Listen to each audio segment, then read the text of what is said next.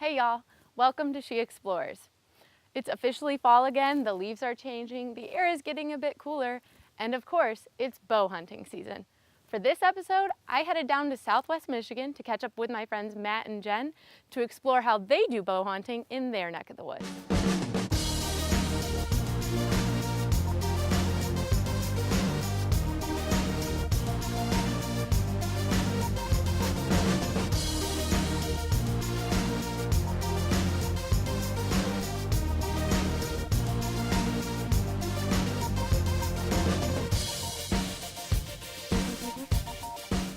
We traveled to Dorr, Michigan to catch up with the Harmsens.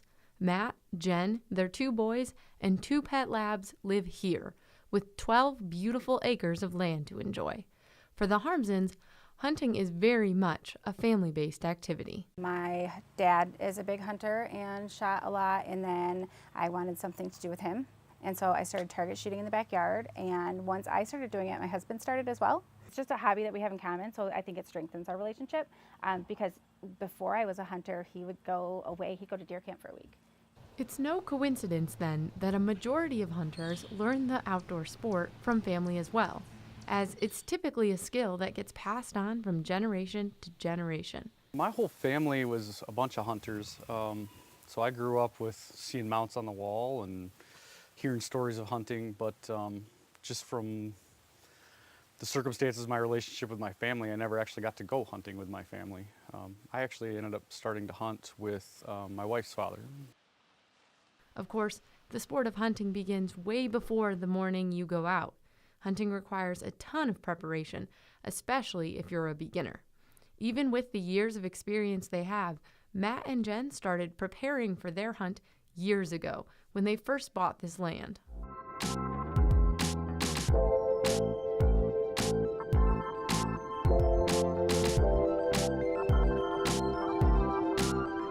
When we first came, there were actually a lot more trees, but the line of sight, you could see from one side of the property all the way through to the other. There wasn't any type of scrub on the ground. There wasn't any like small, bushes or just ground cover basically.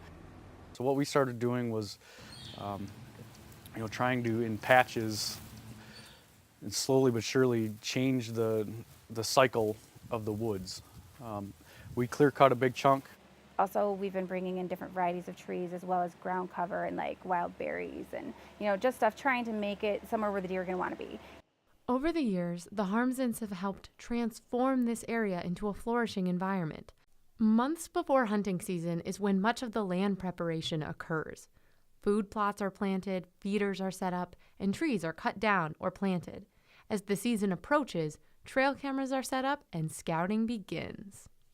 You're just trying to see where a concentration of deer traffic is, a lot of doe sign, just where are they traveling to and from every day. As you get closer towards, the rut and the end of the summer, towards the hunting season, you're looking for buck sign in particular, rubs and scrapes on trees.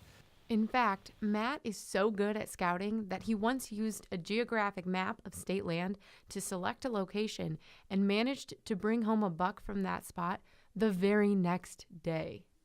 Along with the land, it's important to prepare yourself as an archer for a bow hunt. I spend all summer shooting my bow for sure. Spend a lot of time shooting my guns too. But then it's just making sure you have the right gear and the right stuff and you're ready to go. When the time finally comes, when that deer comes in front of you, you're prepared. The first thing is you've got to start shooting. You need to get out in your yard and have a target and start shooting. I target shot in the backyard with my husband and my kids for 2 years before I ever got in a tree stand. Similar to Jen, it took me a while to practice and build accuracy before bow hunting. This is essential because hunters don't aim to wound or hurt the animal. Every bow hunter knows they should never take a shot they're not absolutely confident in. I think the most important thing is you do need to know how to shoot, and you need to be able to shoot accurately. You need to have a good idea of distance, because when you shoot that deer, you need to make sure you're making a good shot. You don't want to just put an arrow in a deer and have it run off and suffer.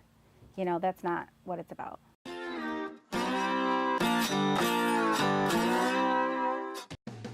But now it's bow season. The land is ready, the trail cams have been checked, and the tree stands have been set.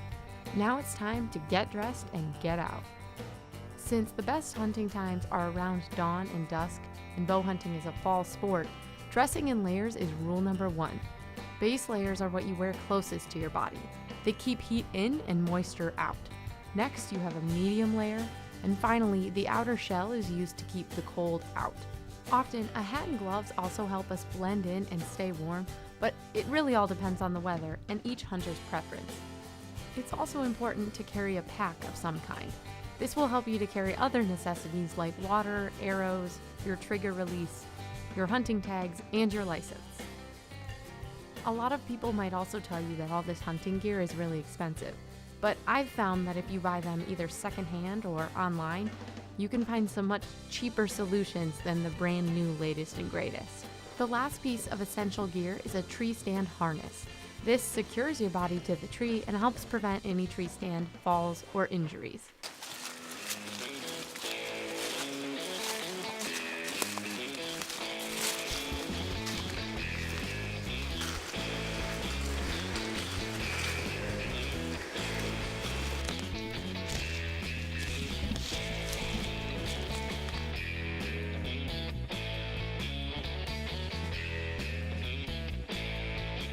Once you're settled in the tree stand, hunting is mostly a waiting game.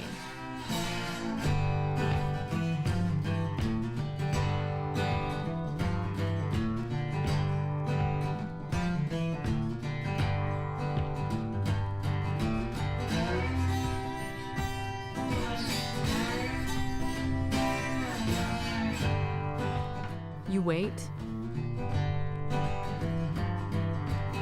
and wait. And of course, wait some more. In a lot of ways, hunting is much more about sitting in the woods than shooting at things that walk by. You can set your goals and they can be whatever you want, and you always have the option of achieving your goals and going and getting what you're after. Probably my favorite part is just the time I spend in the woods. It's usually before season and even after season in the winter and stuff. Of course, every once in a while, there may be some excitement. So we had a slightly more exciting morning this morning. We spotted 2 bucks out here, and one came close. He came around just after 7 o'clock. He came 15 yards from my stand and then turned broadside and walked. It was about 20 yards out, but it was too dark and I just couldn't get a sight on him. And then the other one came around the back of my stand, and that was at least 30 yards away, so that was a little bit too far. We're gonna head over there now and see if we can see any tracks.